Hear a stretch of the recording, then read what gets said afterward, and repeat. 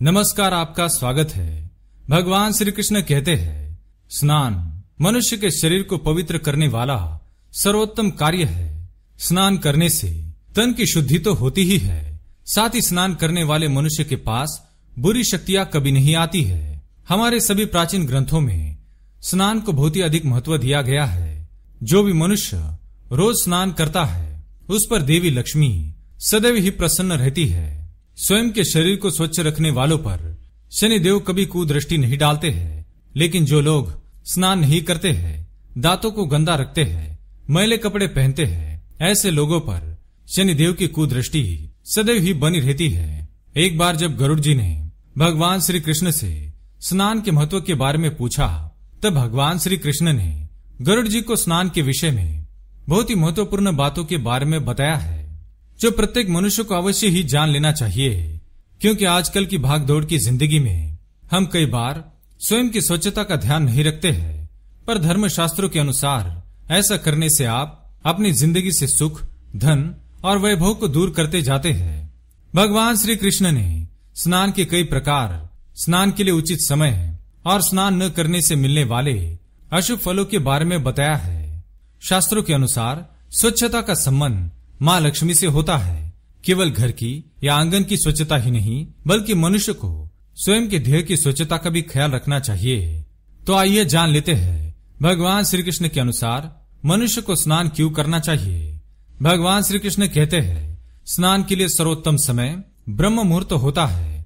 सूर्योदय से पहले जागकर जो व्यक्ति स्नान करता है उसे कभी पराजय का सामना नहीं करना पड़ता है।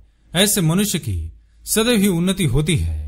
उसके द्वारा किए जाने वाले सभी कार्य सफल होते हैं। इसी कारण से प्राचीन काल में ऋषि मुनि ब्रह्म मुहूर्त में जागकर स्नान आदि करके सूर्यदेव को अर्घ्य दिया करते थे, जिससे उन्हें दीर्घायु की प्राप्ति होती थी। दूसरी बात, भगवान श्री कृष्ण कहते हैं कि जब मनुष्य रात्रि में सोता है तो उसके मुख से लार और शरीर से पसीना निकलता है, जिससे उसका शरीर अपवित्र हो जाता है। इसलिए प्रातः काल में स्नान करने से इस गंदगी से शरीर को छुटकारा मिलता है और उसका शरीर स्वच्छ एवं पवित्र हो जाता है। मनुष्य को कभी भी अपवित्र शरीर से किसी भी प्रकार का धर्म कार्य एवं पूजा पाठ नहीं करना चाहिए, अन्यथा उसे इसके अमंगलकारी परिणाम भोगने पड़ते हैं। तीसरी बात, श्री कृष्ण कहते हैं कि सूर्योदय से पहले आवश्यक क्रियाओं को समाप्त करना और स्नान करना यह हमारे शास्त्रों के नियम है। राक्षस कुल के चरित्र वाले व्यक्ति इन नियमों का पालन नहीं करते हैं। जो लोग सुबह स्नान नहीं करते हैं उनके आसपास कई प्रकार की नकारात्मक शक्तियां मंडराने लगती है, जैसे अलक्ष्मी, कालकर्णी, क्लेश, द्वेष और त्रुटि। ऐसी ताकतों को अनिष्ट कार्य करने वाली शक्तियां बताया गया है। अगर आप भी इन सारी नकारात्मक शक्तियों से बचना चाहते हैं तो अपने दिन की शुरुआत स्नान शुद्धि से ही करें। चौथी बात, भगवान श्री कृष्ण के अनुसार स्नान करने का सर्वोत्तम तरीका यह है कि आप सबसे पहले अपने पैरों को जल से शुद्ध करें और उसके पश्चात बाकी के अंगों को और अंत में सिर को शुद्ध करें। इसलिए पौराणिक समय में नदी या सरोवर में स्नान की प्रथा थी, जिससे सबसे पहले आपके पैर ही जल में प्रवेश करते थे, जिससे पैर में मौजूद समस्त नकारात्मक ऊर्जाओं का नाश होता था।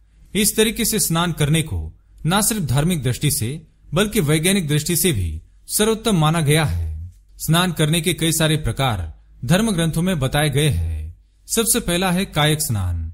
इस तरीके का स्नान बीमार एवं रोगी व्यक्तियों के लिए बताया गया है, जिससे सर पर पानी डाले बिना ही गीले कपड़े से या जल की बूंदों से स्नान किया जाता है।